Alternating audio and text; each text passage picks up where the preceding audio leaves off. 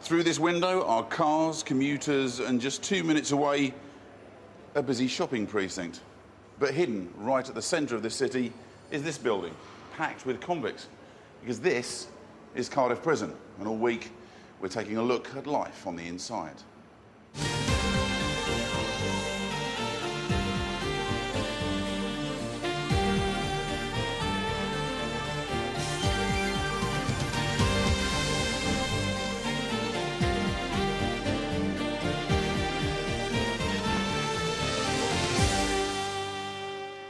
Today, behind bars, why killers need counselling. We meet the man who says murderers often grieve for the person they've murdered because it was someone they loved. And don't forget your toothbrush. Well, you wouldn't forget this one. It's been modified by one of the prisoners in here. It could now be used to kill. And in Drake Hall Women's Prison, we'll meet Michelle, who says that prison was the best thing that ever happened. Looking back now, I'm relieved that I was caught at the time, you know. I'm glad that I was brought to prison.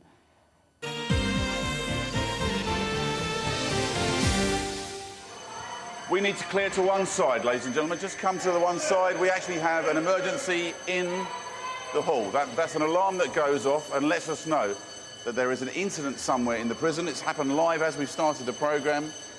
The officers that were stood at this end of the hall, actually looking after this particular wing, have all made their way quickly through the gates and are responding to the alarm.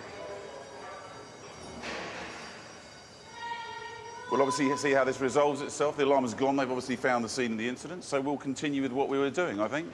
Can I leave this in your care, sir, just for a moment? Which is the weapon from earlier on that I introduced at the top of the programme. There you go. That just proves we are live. Let's come into the cell here. And we could talk to Michael, who is alive. How you doing? No, someone's not alive. Come forward and join me here. You're here for a drugs-related charge, aren't you? Yes. And you're in the super enhanced... Super enhanced we are on the swing, yeah. Which means that you get a lot of extra privileges. Yes. We've been talking a lot about the drug searches and things that happen in prison all the time. So presumably it's in your interest to make sure that you stay... clean. Otherwise we get chucked off this wing and we'll go back to A wing or B wing, whichever. And on this wing we've got our own bedding, own clothes, digi boxes. So there's a lot of things There's a lot to lose, yeah. Mike, do you want to come with me for 2 minutes? Okay, this is... let me go past. I'll get past you on this side. Officer Hugh has just come in to take the prisoner out because a search is about to be made. Here we go, by Harvey. Now, if you look down here, this is Harvey and Graham, Officer Graham, who's about to carry out a search. Tell us... Okay, what we're going to do is we're going to go into the cell. The officers have took the inmate out. We then put the dog in. The dog will search the cell to see if there's any presence of a controlled substances. Find it. Okay. Now talk us through what he's walking as he's going through there. This is what we call having his free head. And what Harvey's doing now is going around the cell, picking out areas. Normally where we've had fines previously. Okay, I'll bring him back round, put him on the locker. Harvey.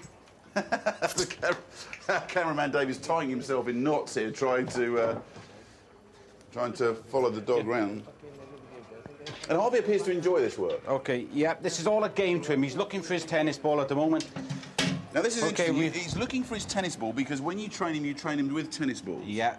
The scent of the drugs has got no meanings to the dog. Right. Or other than my tennis ball is where that scent is. OK, Harvey, come.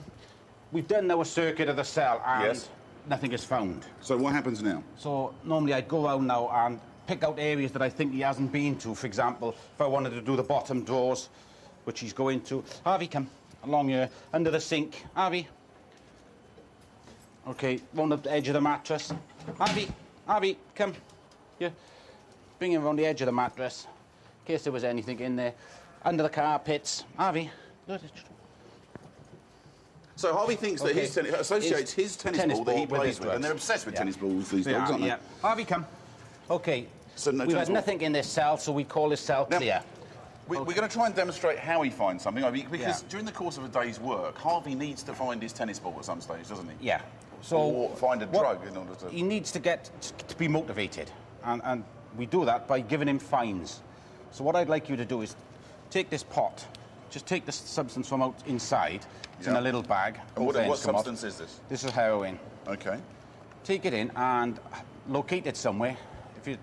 That's it. Locate it somewhere in the cell, and then we'll put the dog back in, and we'll see if he can find it. Okay.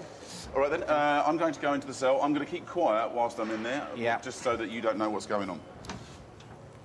This should be interesting. Now, where do I put it? I don't want to put it anywhere too obvious. Not in the cupboards.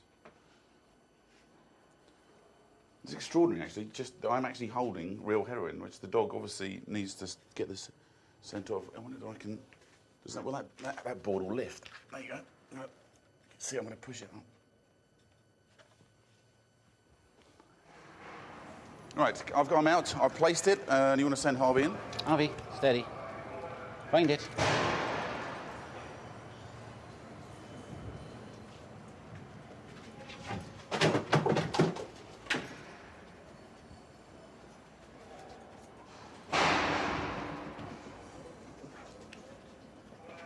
Yeah.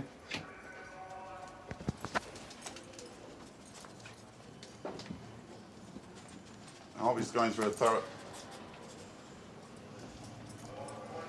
What he'll do is just squeeze on the substance, and he'll keep nudging up with his nose now and tell me that there's something there. So I then say to my searchers, come in and search out. What Harvey's looking for is a tennis ball. Once the tennis ball comes, he retrieves the tennis ball and walk away. All right, smashing. I just want to say thank you to Harvey, and because for me that was a spectacular demonstration. Was it Harvey, ladies and gentlemen? Okay. Nadia. I tell you, I was holding my breath a little there for Harvey, but drugs in prison are not just a problem in Cardiff, it's nationwide.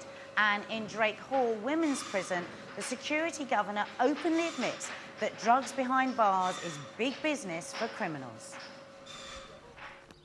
9 a.m. Monday morning, and officers are collecting an unsuspecting prisoner for a mandatory drug test.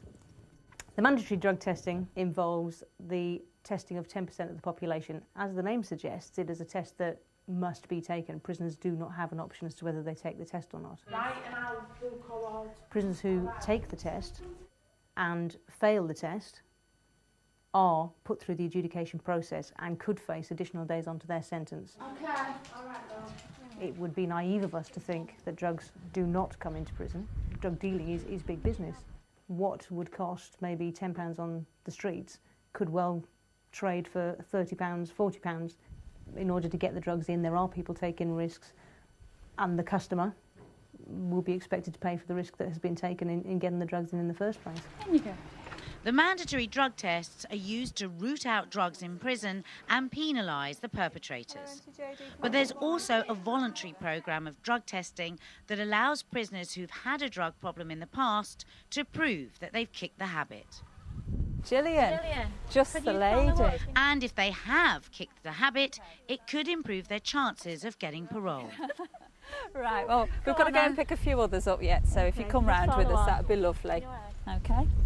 If an individual is found to have a positive test on a voluntary drug testing programme, we do not use the adjudication process. Because it's a voluntary test, what we don't want to do is send them running away again. We want them to face up to this.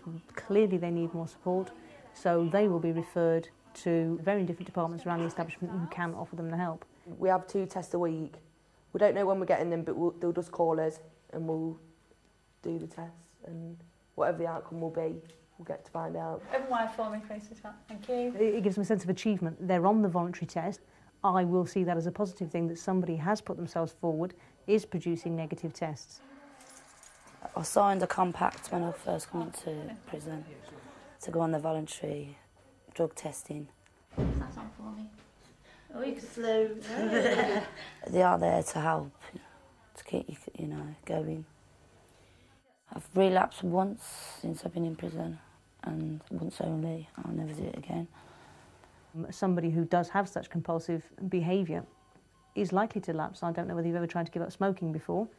It's a similar thing. People trying to give up something that they are addicted to, we can expect that they will have difficulties and need to be given additional support at these times, as opposed to punished.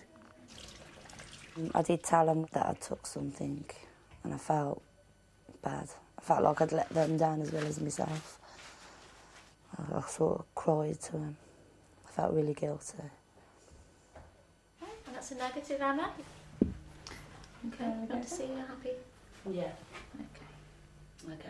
Want to get your things together. And we'll see you next week then. Thanks for that. That's lovely. The mandatory test, however, is more rigorous. You are now required under the terms of Section 16A to provide a fresh and unadulterated sample of your urine for the testing for the presence of a controlled drug. You have been selected for this because of your previous history of drug misuse. The urine sample will be sent away for analysis and the prisoner is strip searched. I think drugs is a massive part of our culture. It's a massive part of our youth culture. And I think that's what we need to start addressing. You can't make somebody address their drug problem if they don't want to. Yes, we can send them to prison, but I think we need to start a lot earlier, and we need to really be looking at the culture of the youth and how we can discourage people being involved in the drug culture in the first instance. On this occasion, the prisoner tested negative, but the women here never know when the prison officer will call.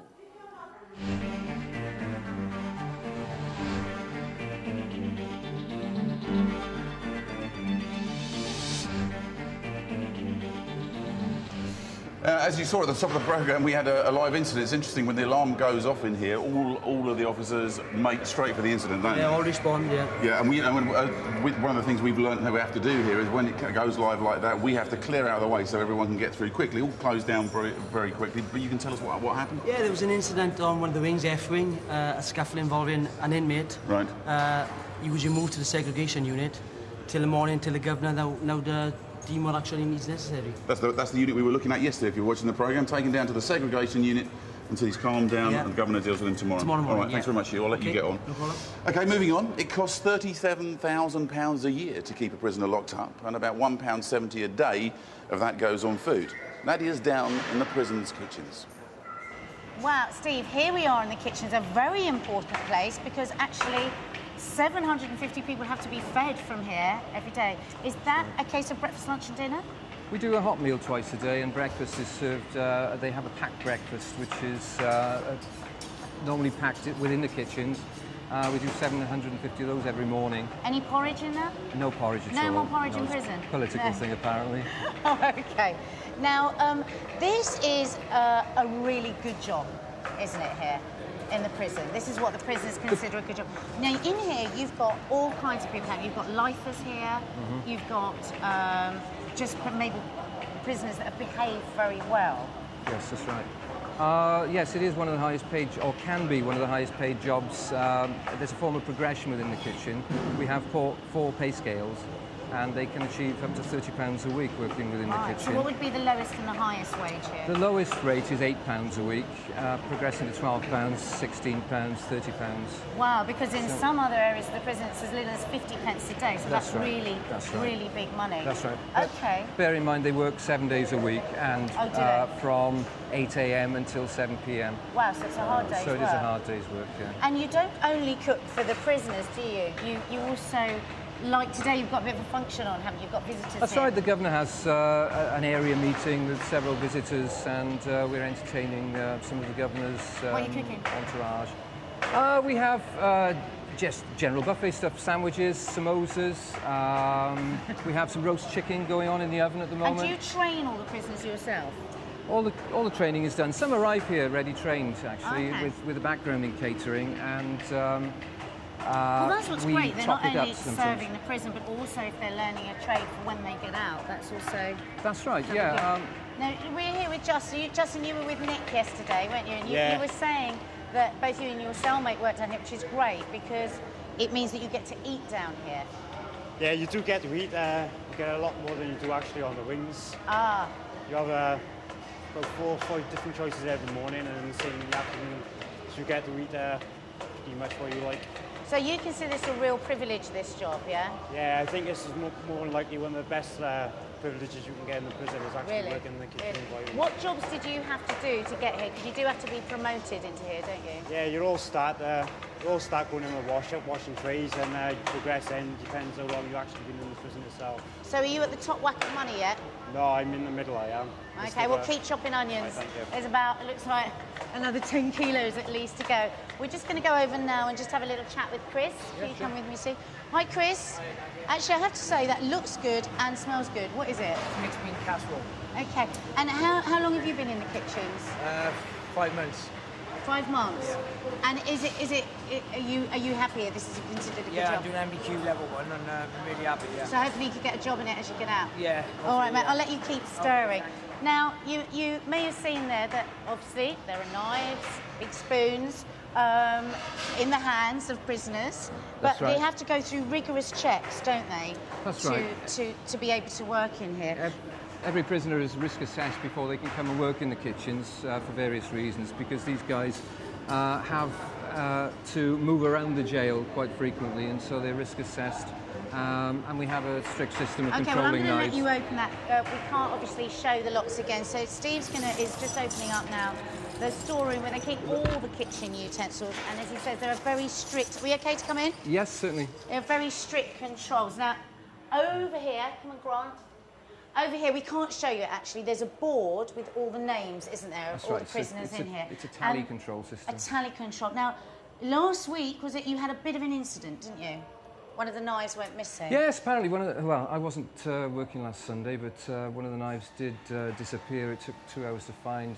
We're not sure if it... Well, we're pretty sure that it was deliberately hidden. Right. We're not sure if it was intended to be smuggled out at a later date or whether it was just somebody playing a prank. But it was a serious situation, and the kitchen was closed for 2 hours whilst the search was conducted. It was eventually found in one of the most strange places. Very difficult situation. It meant the meals were delayed, etc., etc. So it was found. That's now under investigation, isn't it? So you don't actually yet know what's happened. No. Well, listen, absolutely fascinating to be down here. I have to say I'm a little disappointed I didn't see huge vats of porridge, but there you go. Listen, thanks very much. No problem. Thanks. Nice to meet you.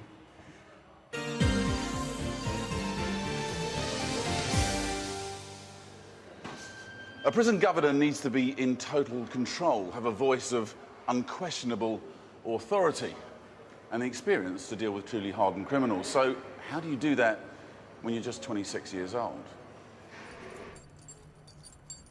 At the age of just 26, Richard Stedman is one of the youngest prison governors in the country. I joined the prison service in 2001. I came straight from university into the service. I joined on their graduate training scheme. And you do progress from officer through to the government ranks very quickly. Traditionally, it would take you probably at least 10 years, but I did that in 4 years. Coming straight from university, it was probably the steepest learning curve I could have imagined, really. Morning, Keith. Hi. Morning, sir. Are you well? Very well. Nice to see you. One transfer this morning. Okay. Who's going to Swansea. Right. I think prison staff and prisoners who I meet for the first time are often surprised by how young I am to be a governor. Often hear the joke from prisoners, does your mum know you're here? And I think you've got to enjoy that kind of humour. You've got to be able to laugh at yourself. That's part of the sort of enjoyment of the job for me, really, and the fact that you do have that kind of rapport with the people that you work with. There's a prisoner in the showers here, so we should probably turn that off. This morning, Richard is on his way to the segregation unit. It houses inmates who have broken prison rules and those who live in fear of other inmates. It's 5 to 8 now. I usually come down about 8 o'clock in the morning. I'll speak to the staff, have a handover, see what happened last night, see if there's anything of note, really. And then I'll go around and see every prisoner down in the segregation unit individually. Right, this morning we've got two new receptions last night. Yeah. One Pot A, one Room 45. Okay. And the prisoner who's the potential category A? We should hear today whether he make the grade or not. What's he been charged with? I think he's been charged with attempted armed robbery. Right, okay.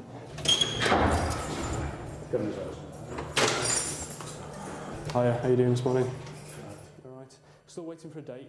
This prisoner has been waiting to be transferred to another prison and has been getting more and more angry at how long he's had to wait.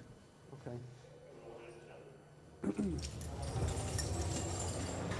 I've just been in to see the prisoner. He's very frustrated and anxious at the length of time he's been held here, so I tried to reassure him that he's being transferred to the prison on the Isle of Wight very soon, where he'll be able to be on normal location. The prisoner we have in the cell here, who's on the normal residential wings in the rest of the prison, and he feared for his own safety, so he applied for Rule 35 and he came down to the segregation unit where he's been for the last couple of weeks. We've been trying very hard to move him out of the segregation unit because he has a very limited regime down here, and we finally succeeded in securing a place at a prison outside of Wales. Governor's rounds. Right, morning James.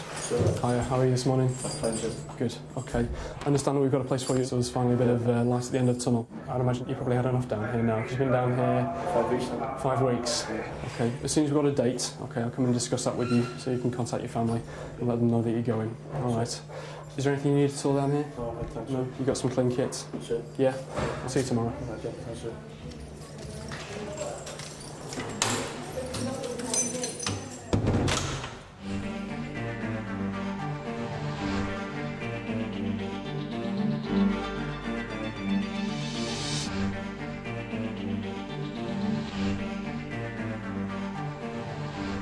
Later we'll see that despite Governor Stedman's youth, when the prisoners play up, they'll find he's no pushover. Nadia.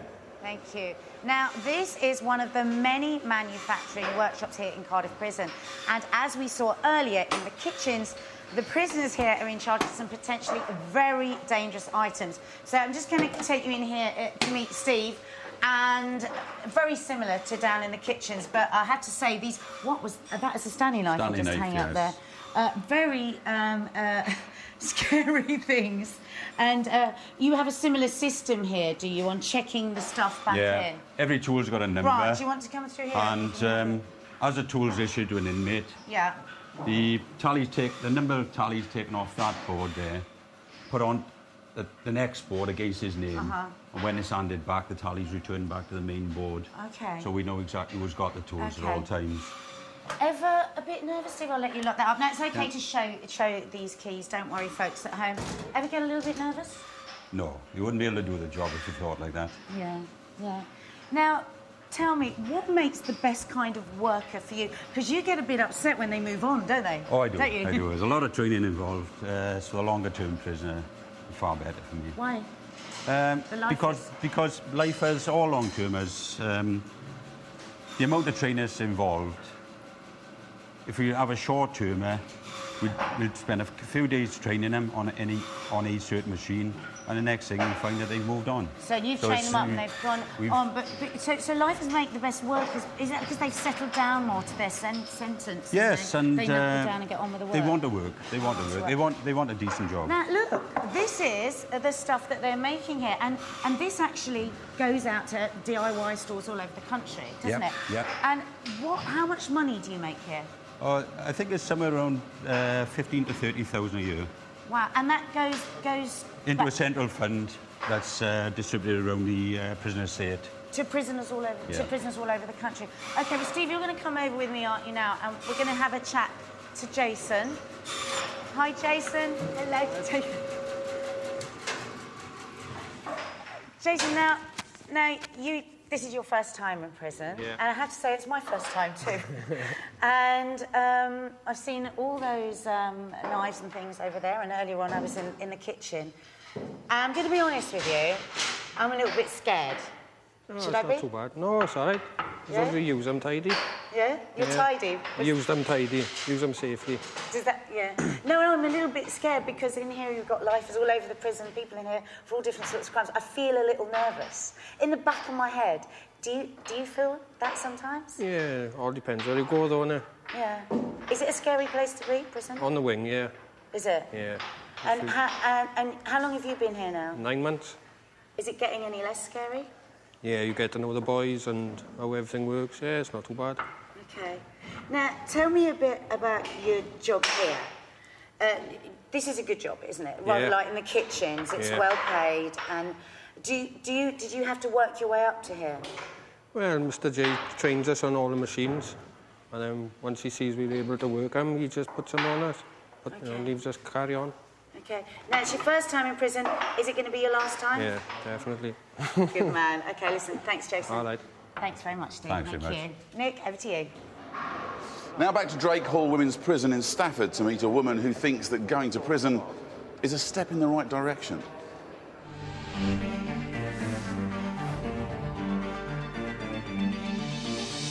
Looking back now, I'm relieved that I was caught at the time, you know. I'm glad that I was brought to prison. For addicts in prison, coming off drugs is the easy bit. Beating addiction in the long term is much harder. Michelle is on the drug rehabilitation programme at Drake Hall. She was addicted to heroin and amphetamines for 15 years. Waking up in the morning, I would have a toot of heroin in the morning. Then I would have some amphetamines to boost myself to go out and go shoplifting and money what I needed to earn for my daily drug use. Then I'd come back, I'd be drinking all day throughout all this.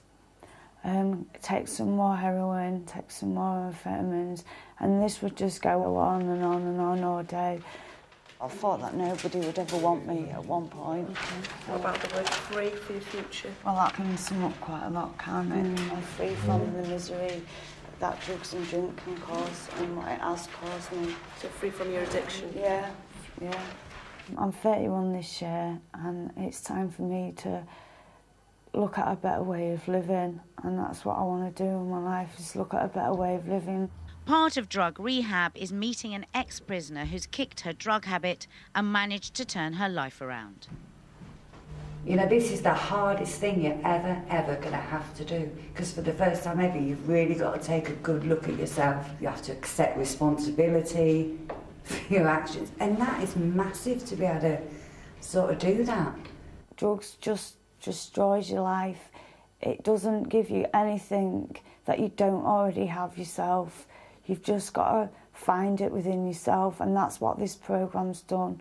It's helped me find the person who I am without having the drugs inside me. And really what I just want to say to you is it really, really is possible. You know, it's hard work. I'm not saying it's easy. But if you're really sort of committed to it and take on board everything they teach you here, it all falls into place. And I'll tell you,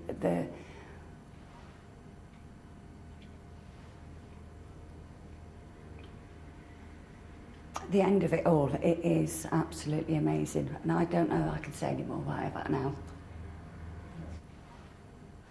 Today, Michelle is being taken out for an interview at the centre where she hopes to continue her drug rehab when she's released from prison. Is it first time you've been out in, like, your whole sentence? Yeah. Is it? I feel spoilt this morning.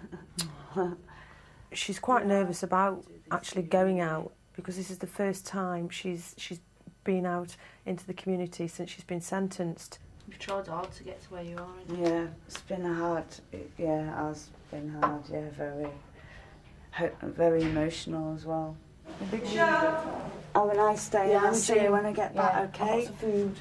Hiya. You're right. Yeah, you. I'm feeling nervous. Very. Yeah, I'm excited as well. Yeah. Come over here, Michelle. Get out today back by 6 o'clock. Yeah. You must not gain access to alcohol, drugs or shops, yeah? And you must be accompanied at all times by Sarah McGregor while you're out, okay? Okay.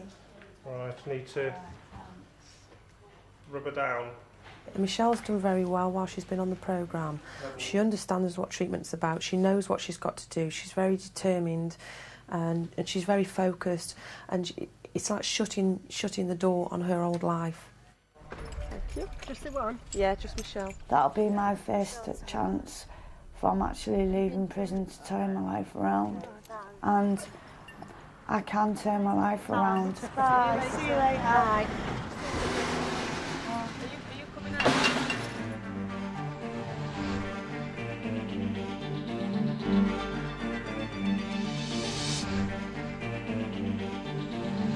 Later I'll be taking a look at the illegal, deadly or stolen items that can turn up in prisoner cells. Like, for example, this rope, which is actually made out of bedsheets. Now, this is not, you think like maybe you'll string together 5 foot of rope, but look at this.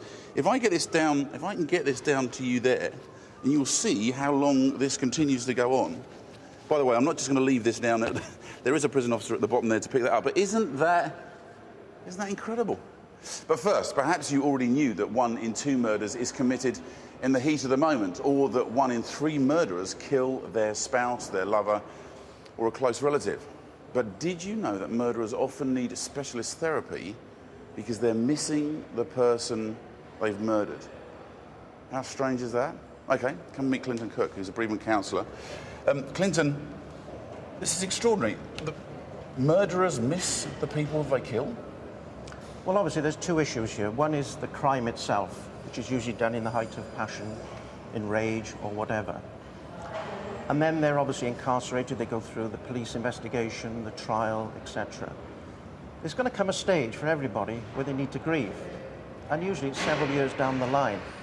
So that's perhaps when I get involved in meeting murderers who have killed somebody close to them. OK, so you're in psychology, you come in, you talk to these people, and you're talking to people who are murderers, but you're not told how... if someone says, for example, I'm grieving from... somebody's grieving for their wife, you don't know because they've died out of prison? No, or because... well, I prefer as a counsellor to go into a situation not knowing that much about the actual incident. I mean, so give me an example of a conversation you've had with someone. Well, an example would be where the chaplain has referred an inmate to me who has lost his wife. Right. And I'll go and see him, and we'll engage in a normal conversation, build up the therapeutic sort of empathy. And then the question's got to come, you lost your wife, how did she die? And you had I remember an example where he said, I hit her. You hit her? I hit her with a hammer. And I killed her. Now, this is several minutes down the conversation, and obviously I didn't know what had happened. But he then said, but I miss her terribly. So we're then into the natural process of wanting to grieve. Now, obviously, he'd been in prison several years, and he'd been under investigation, and he'd been through the system of the police and everything. But at some stage, every human being has to learn to grieve. How do you... I mean, that's a daft question, I suppose, because you're in psychology, but... Julie, if you're sitting with someone, and no matter how much counselling you do, and they say, oh, I miss my wife, I miss her terribly, I hit her with a hammer 7 times and killed her, but I miss her terribly, isn't there some sense of recoil or surprise, or how do you react to that? Well, obviously, if somebody says that to you, there's a natural recoil, yes. But you still have to have that relationship with the person. You don't want to make them feel threatened by you. You know, you're going to suddenly run out of the door or something like that. So you have to continue the conversation, but be fully aware of the facts of what they are saying. This may be something that you can't answer because this is what you do and it's not your choice, but the murderers deserve to be counselled for people that they miss if they've killed them in the first place? Well, from a counselling point of view, I think every counsellor would say we make no judgments on a person. If they are willing to engage in the counselling process, then we will do that for them. And that's, I think, the prison's view on this. Just one last thing, because I do want to get this in. It's important for them to show remorse. Yes, as part of their sentence, yes. How do you know they're grieving because they're grieving if they've killed the person, rather than pretending to grieve in order to pretend to show remorse in order to be... Well, by a certain technique of questioning to make sure that what they're actually saying is true. It's sort of checking out the validity of what they're saying, testing the reality of their answers. Fascinating, absolutely fascinating stuff. Thank you. All right, thanks.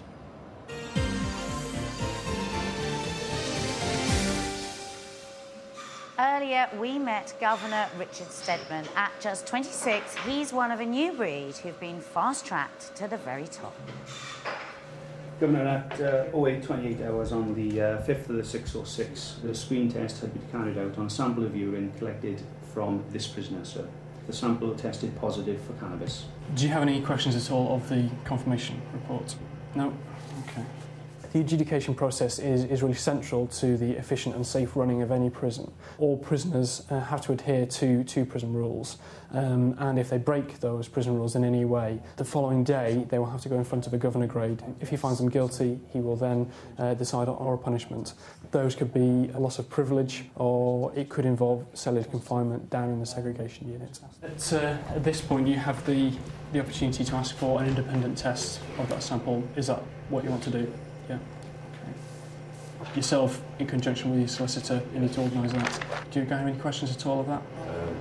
No. No? Okay, thank you.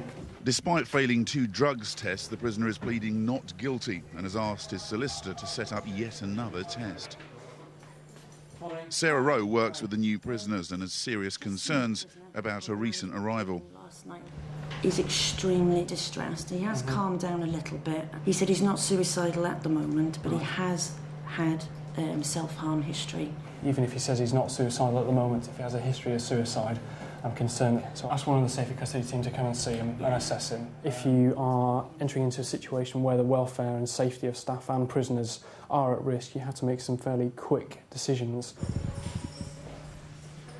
Back to the morning adjudications, and the next prisoner has broken the rules by refusing to move from the induction landing where prisoners are kept when they first arrive at the prison. You've been charged under Prison Rule 51, paragraph 22. That's disobeys any lawful order. On F1, induction landing, you disobeyed a lawful order by refusing to move cells. The prisoner fears for his own safety, but isn't willing to say who's threatened him. If I go upstairs, I suppose he's going to beat me up, so. OK, who's that? So I can't, if I grass anyone, then it's going to be more trouble for me, You can't continue to be on induction, can you? Because you're taking up a valuable space for other prisoners who need to be inducted. Now, if you're refusing to give us the names of those individuals, we can't help you and support you in tackling those people who you're afraid of. Is there anywhere else in the prison that you feel you could go? I'm comfortable on F1, sir. I'm not asking where you're comfortable. I'm asking if there's anywhere else you can go. You're not staying on F1 induction. That's the end of it. You will be moving. So we just need to make a decision about where you go. OK. I think I will always try and treat prisoners decently and professionally, really, and I will always try and treat prisoners the same, no matter what they've done. I will just treat them in a way that I would expect to be treated myself. And I think if you do that and you show prisoners that sort of respect, you will, frequently get it back.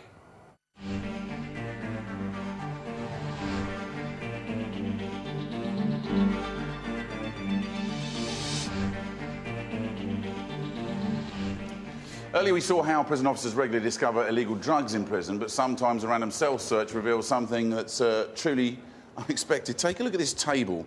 It's covered in things that have been discovered around the prison. Andy Graham here to talk us through these, and some of them truly are amazing. Let me start with the catapult. You've got, if you look over here, there's a catapult there and a catapult here. Now these are made up of bits of wood and an elastic band. And what do they want a catapult for? Some time ago, off E-Wing, they were lobbing cotton reels over the wall. Then people on the other side were tying fishing line to it, and they were pulling the lines back to the cell so that they could pull contraband. So pulling items in on a piece of fishing line? Which would be practically invisible, wouldn't it? Yes, yeah. OK, it's extraordinary. Drug-taking equipment we have here, and they're made of all kinds of things. There's a flower mug, drinking mug, and a cotton reel from one of the shops. OK. Is this for the same thing? Yeah. And a flask that's been made into drugs, and there's one here that's been made from a baby's bottle. Can you see that? Let me take you through some of the weapons, which are... Hang on a second, there's a line of... What are the line of bullets here? What? Yeah, that was actually discovered by the perimeter check staff. Somebody on a night out thought it might have been a giggle to check it over the wall. And, now, I have to tell you, these aren't real bullets, but they look like real bullets. But so you reckon this may be a prank or something? It was somebody coming home from a drunken party, checked it over the wall, thought it'd be a prank, but obviously sets off. A collection of, they call them shivs, do they call them in here? Shivs, yeah. Knives, with the collection of knives sort of made from toothbrushes, what else? This one, if you can actually see on this, is one off. That was used in an escape attempt to dig out through the wall. So he's written one off as a, obviously thinking he would get out. One off? Because he thought he was going to get out. That's amazing. Look at the collection of knives. Do you want to talk us through where you found all these knives? Most of these, the big weapons here, would be when we used to run the Crown Courts, would be handed in. On Crown Courts, they'd fetch them in their personal property. Or if Reliance fetch them in now, it'll be found in their property and it'll obviously confiscated at reception. I mean, this one. See, there's no point, there is no reason to have a flick knife other than to do damage to people. That's right. Exactly. It's extraordinary. Talk us through this rope that I showed earlier. What's it made from? This rope was used, was found on a cell search. It was actually found on the wall. Yeah. What it was found on an escape, and it was used in an actual escape. Okay, no, good. This is good to get this in quickly. Now, yesterday, was it Nadia went to see the cardboard shop? Is that right? Yes. And the little glue sticks they used to stick the cardboard together have been built up here into a club. To give you an idea, glue sticks, how dangerous can they be? Really? that could do some serious damage. Gentlemen, extraordinary look into this. Nadia, did you take a look at all these things? I know, and the thing, that catapult, that was a good brain that had that idea. Only could have been used for something else, eh? Now, recently at Drake Hall Women's Prison in Stafford, I discovered why prisoners on the inside are being encouraged to work on their outer beauty. Oh, now, Catherine, that looks gorgeous, but there is actually a reason, other than a facial hair for Mel, that you're doing this. Yes, we're actually demonstrating the massage routine for the girls that are doing the NVQ Level 2 beauty therapy. And how is it for you, Mel? It's lovely. Oh, I didn't think you were going to answer me. I thought she was fast asleep. Now, can we meet Diana here, who's head of education at the prison? You offer loads of courses here. What sort of things? Well, predominantly basic skills. We start with English, maths and IT, because it's been recognised that a lot of ladies come into prison who need English and maths at that basic level. It's a Skills for Life programme. It's the agenda of the government. That's been proven to reduce reoffending. Really? So, that's right. Uh-huh. And that would then move people on to other courses that they can help and study to go out to employment or perhaps to improve their personal life. We offer personal development, so that's motivation, assertiveness training, anger management. We also do women's well-being, so women's health, sexual health. We also have other courses, creative arts and art courses. We have a textiles workshop for vocational training, which does the creative arts. We have the beauty salon, which is also vocational training, and we also have a hairdressing salon. So And is this choice, or do the girls have to do this? No, they can choose. So when they come in, they meet our staff. They have an induction week. We introduce them to what we do and give them the options. We link in with their sentence plan, so it might be identified that they have to study something, or it might be that it's been identified that they have poor literacy. And then we work with them to make sure that they have that provision and they have the chance to come over to classes. Brilliant. Well, listen, can we go and have a look at the hairdressing now?